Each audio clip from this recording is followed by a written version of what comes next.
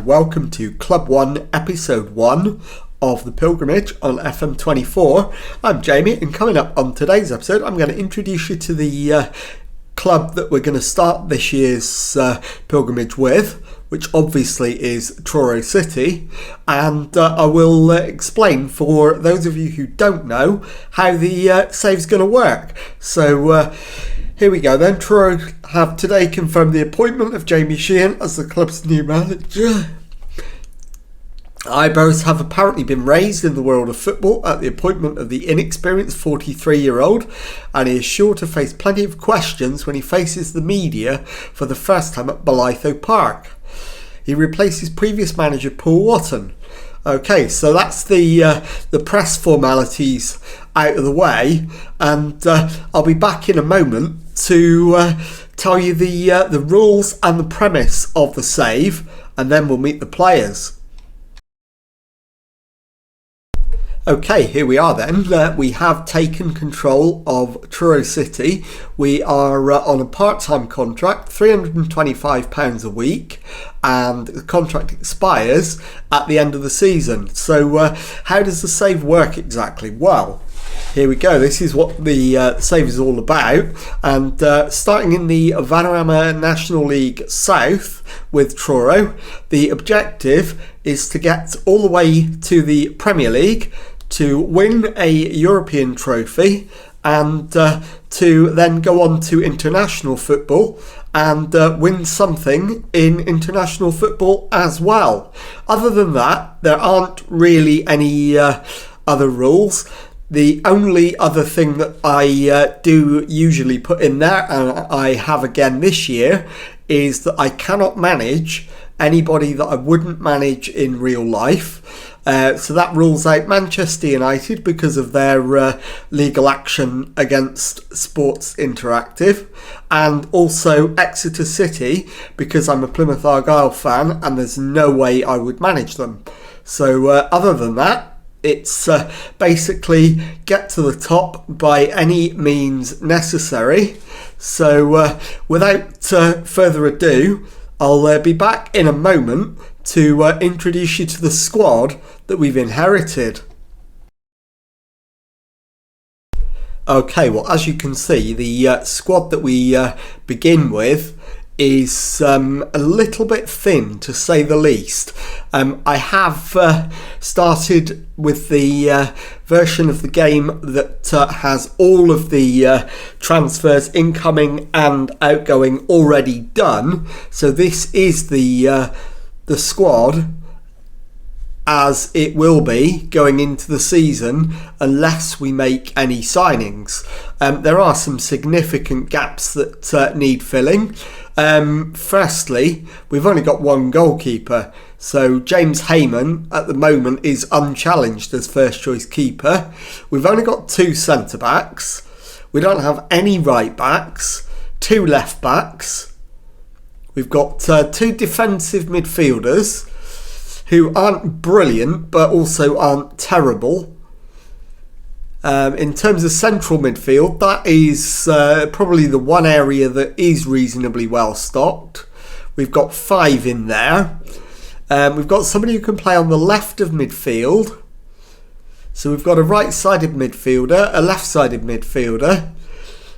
We've got two attacking midfielders who can play centrally, and just one striker.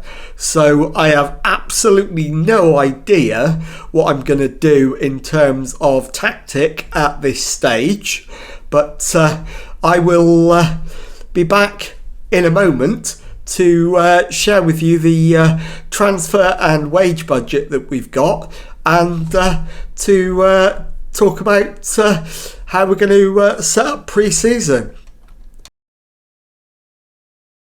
Okay, well, as you can see, we have got absolutely nothing by way of a transfer budget. We've got about £200 in spare wage budget. We do have a decent scouting budget, which, to be honest, I think if we can move that, we can probably make better use of that money elsewhere. So I'll probably look to do that over the course of pre-season. So I suppose the next thing to do is to have a look at what we've got in the way of backroom staff. So I'll be back in a moment to show you what that looks like. Okay, well, the backroom staff is a bit of a mixed picture. Obviously, apart from myself, we do have an assistant manager already in post, and I think it's Stuart Yetton, a former Truro City striker. It is. So he is the assistant manager, and I'm going to keep him because he's a good assistant manager and I like him. We don't have a head of youth development. We've got 2 coaches, so I'll have a look at them off camera and decide whether we need to replace either of them or whether we go with those. We don't have a set piece coach, and at this level I don't think we need a dedicated one. We don't have a head performance analyst, but we do have a normal performance analyst, even though we're not allowed one. So as I say, a bit of a mixed picture. So I'll be back in a moment to let you know what I've decided to do in terms of the backroom staff, and then we'll talk about who we're going to be playing in pre-season. Okay, well, I've had a look over the staff, and this is what I've decided to do. So obviously I'm here, I'm keeping my assistant manager. Deba Sidhu, the goalkeeping coach, is okay. He's not spectacular, but he's all right, so he's going to stay. Ian Gosling I'm going to let go, and I'll show you why. He's a coach, but all of his coaching attributes are pretty meh, to say the least. His mentals are quite good, but I think we could do with better coaching attributes, so I'm going to get rid of him and bring somebody else in above him.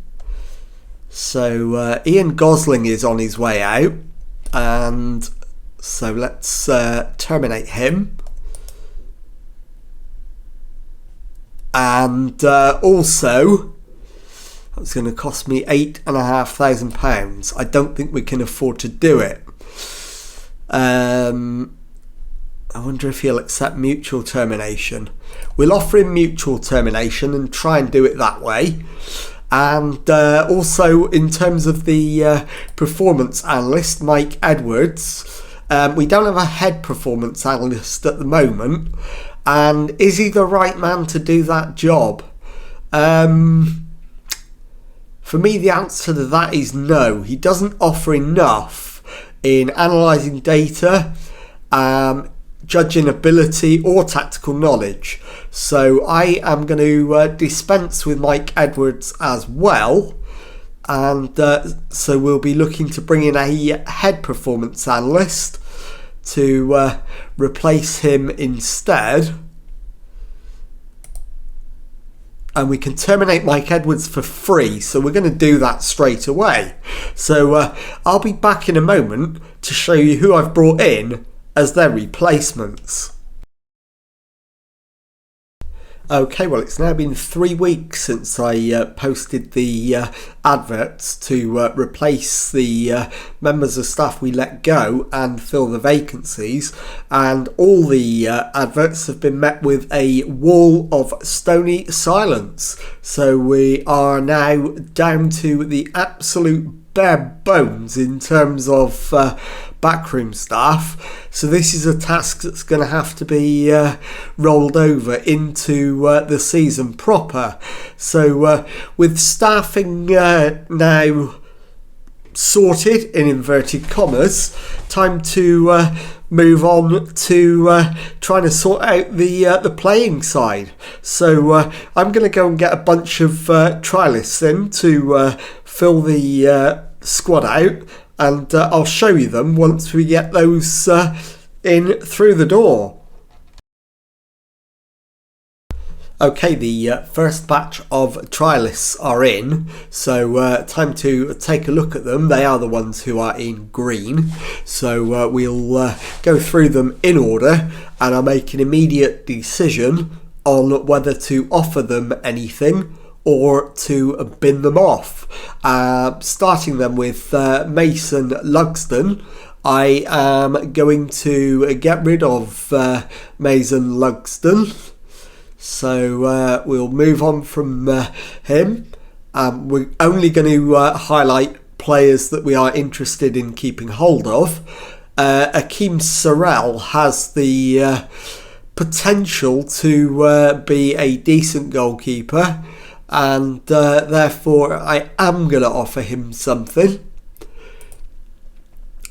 So moving on to a right back, and I think ideally we have to offer Liversedge and Thompson a contract, so I'll highlight both of them.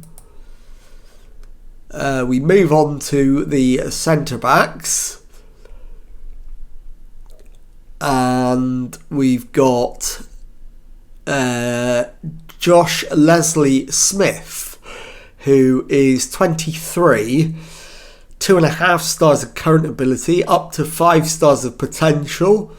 So I think we offer him a deal. And Brandon Purcell is a former Plymouth Argyle player who I am familiar with. He's definitely got a little bit of potential. He's not great, but I think, again, because of squad numbers, we're going to have to offer him something. Moving on then to the central midfield role. In fact, this is more for the defensive midfield. Josh Thomas, again, as the only option. I'm going to have to offer him something. In terms of right wingers, we're going to have to offer 2 of the 3 of them a deal. So the one we're not going to offer is Jordan Atkinson. So we'll offer those 2 a contract. And moving on to the left-hand side, Lewis Brooks is going to get a deal. He's not brilliant, but his potential's there. So we need the squad depth, so we'll give him a deal. And likewise, Bobby Bennett, he's only 16, between 1 and 3 stars of current ability and up to 4.5 stars of potential. So Bobby Bennett is going to get a contract offer.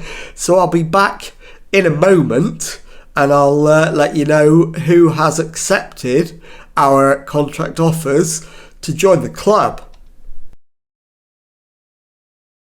Okay, it is now the 27th of July, and we've got just around about a week of pre-season to go. So time to bring you up to date with the arrivals. And as you can see, we've had a number of players come through the door, all of them on free transfers. So Aidan Hearn accepted our offer. And the right winger comes in. He's 2.5 stars of current ability and 5 stars of potential. He's only 16, so really excited at what he might be able to offer. After Aidan Hearn, it was Lewis Brooks, and he is a left winger who can also play up front. So he's 2 stars of current ability and 4 stars of potential. So he has got a little bit about him, but he's a bit older at 19. So I'm not as excited about what he might develop into. After Lewis Brooks, it was Bobby Bennett that was next through the door. And he's a striker, 2 stars of current ability, 4 stars of potential. And at just 16 years old, again, he's another exciting one that we'll give time to develop over the next couple of seasons. After Bobby Bennett, next in was Brandon Purcell, the former Plymouth Argyle youth prospect, central defender, 2 stars of current ability and 5 stars of potential, and he's only 19, so he's got time to develop and could be a very important player for us over the next couple of years. After Brandon Purcell, next in was Akeem Sarrell, and he is a goalkeeper, 2 stars of current ability, 4 stars of potential, only 16, will be a solid backup. Hopefully we won't need him too much, and he may one day be good enough to challenge for the number 1 jersey. So after Akeem Sarrell, next player in was Mark Thompson, and he's a right back, 2 stars of current ability and 4.5 stars of potential. So at 16 years old, another very young player with plenty of time ahead of him to grow into the role. So moving on from Mark Thompson, next in was AJ Liversedge, and he's another right back, 2 stars of current ability, 5 stars of potential, and again 16 years old, so massive opportunity for him to become a first teamer over the next 2 seasons or so. After AJ Liversedge, next in was Cian Pritchard, and he's a right winger, 2.5 stars of current ability and 4.5 stars of potential, just 19 years old, so already challenging for a first team place, and he will definitely push very hard to be a first team regular, if not this season, certainly by next season. So after Cian Pritchard, we made one further signing, that is Josh Leslie Smith. He's a right back and centre back, and he can do both jobs pretty much equally well. So he's 2.5 stars of current ability, 4 stars of potential in both positions. So a very exciting 23-year-old. So less likely actually to develop into his full potential. He's probably only got 1 more year of growth in him. So I'll leave the transfer roundup there, and I'll come back in a moment and show you what the squad looks like now.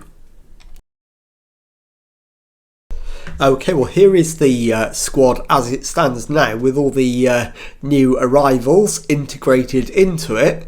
We've got 2 goalkeepers in James Heyman, who's clearly first choice, Akeem Sarrell, who's just joined us and you've already met.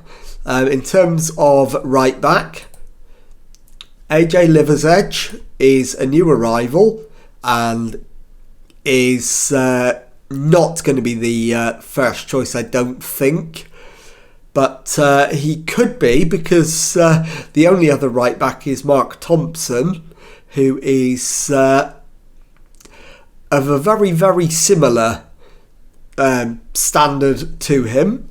So those 2 will probably share the right back duties for now, at least.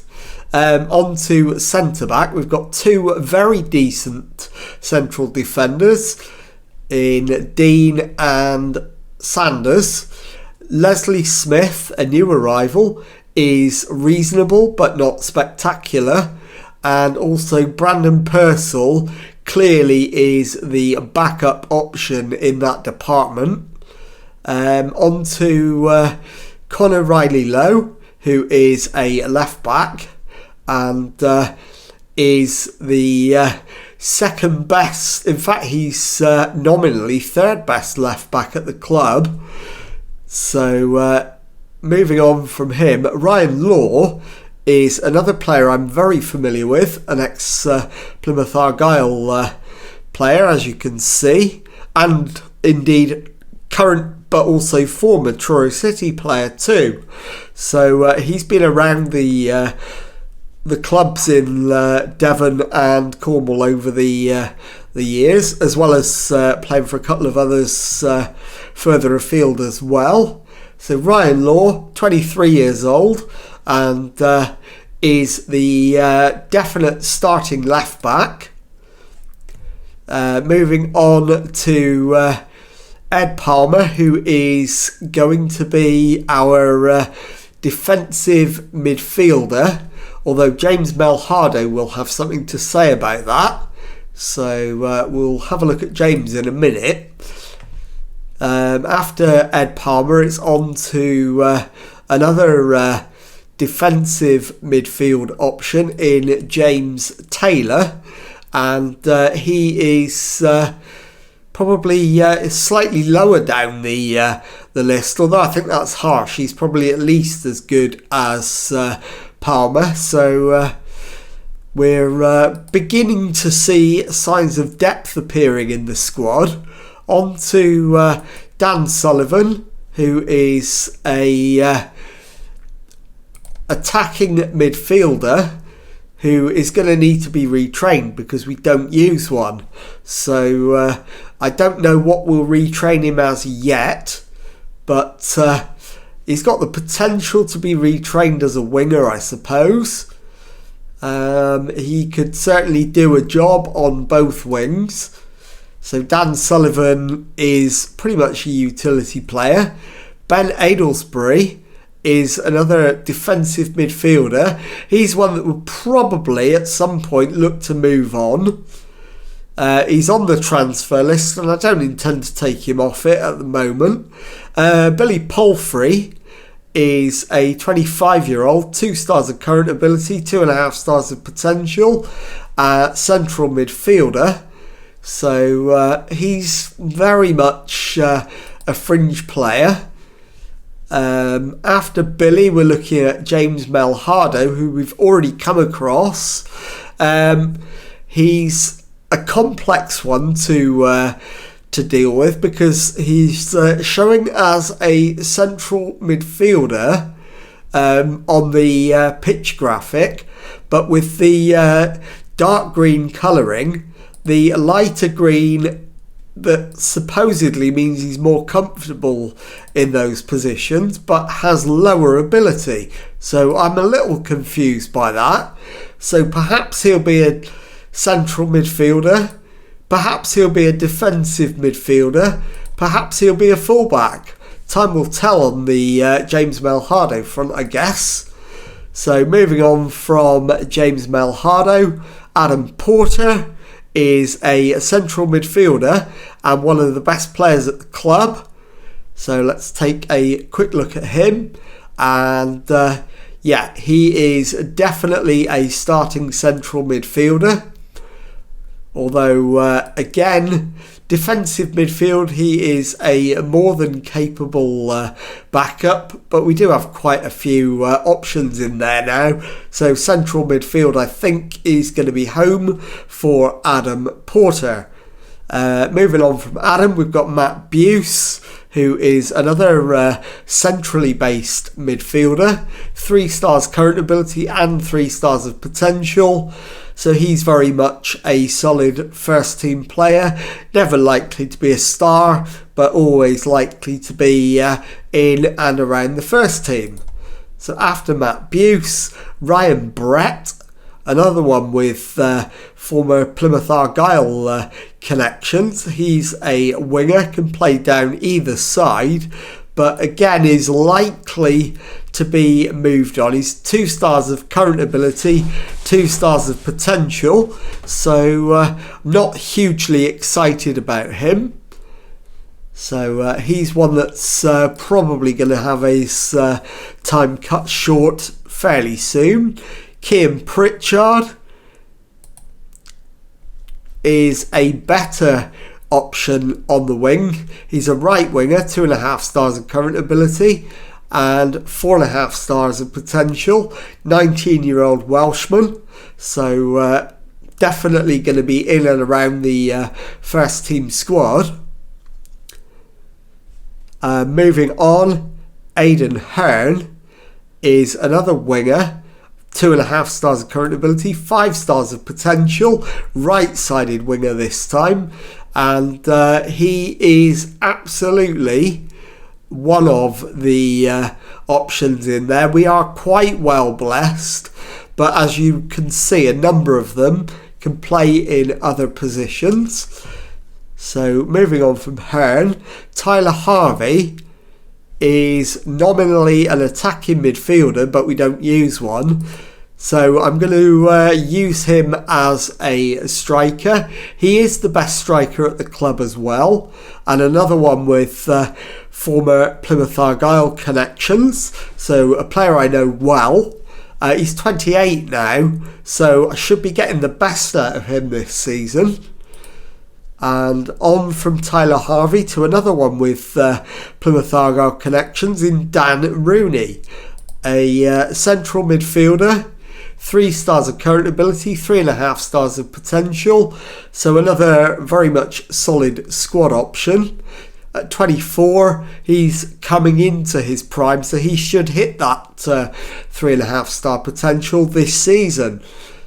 So on from Dan Rooney to Lewis Brooks, another one of our new arrivals, left-sided player who can also play up front, and he's not overly convincing at the moment in either position. He's the 7th best striker at the club and the 4th best left winger. So very much a fringe player, but with the potential to grow. So we'll keep an eye on Lewis Brooks, but don't get too excited about him yet. On to Andrew Neil, one that we do have a little bit of room to get excited about. He's a striker, 2nd best striker at the club on current ability, and doesn't have the potential to surpass Tyler Harvey, our best striker. So he's going to be the backup for the foreseeable future. On to Obed Yeboah. He is very much a backup at the moment. 2 stars of current ability, 3 stars of potential. So unlikely to amount to anything more than a backup ever. So maybe next season he might be one to look at moving on. And finally, Bobby Bennett, one of our new signings. 2 stars of current ability, 4 stars of potential. So he's one with the potential to force his way into the first team. So probably one to keep an eye on over the next 2 seasons. So with the squad rounded up, I'll come back in a moment and show you the pre-season results and the predicted league table for the season ahead. Okay, we're just 6 days away from the start of the new season and the game at home to Welling. So let's have a look at how pre-season went. And as you can see, we played 4 matches. We won all 4. We beat Gloucester 3-0 away from home. We then did the same to Bashley away from home. We then thrashed Basingstoke 7-0 at home, and then went to Cirencester and won 3-1. So that is the pre-season results. So time now to have a look at the predicted league table. And as you can see, we are predicted a safe 17th place finish in the National League South. So absolutely fine for this season. Would like it to be a little bit higher than that. We'll be aiming for somewhere around the middle. So 12th, 11th, something around that sort of area. And the one potential block to that happening is something that's happened in pre-season. James Heyman has picked up an injury, our first choice goalkeeper, and he is out for up to 3 months. So I am desperately trying to sign a new goalkeeper, but it's not looking very likely. So I will let you know on the next episode what we've managed to sort out in terms of a goalkeeper for the first half of the season. So I'll be back in a moment to round off the episode and tell you what's coming up on the next one. Okay, well that does bring episode 1 of the series to a close. So time to let you know what's coming up on the second episode. I'm going to bring you straight back. I'll show you the first 2 games of the season. We're at home to Welling and away to Braintree. So if you've enjoyed that, please leave a nice thumbs up on there for me. Subscribe to the channel for daily Football Manager videos. Thank you very much indeed for watching, and goodbye.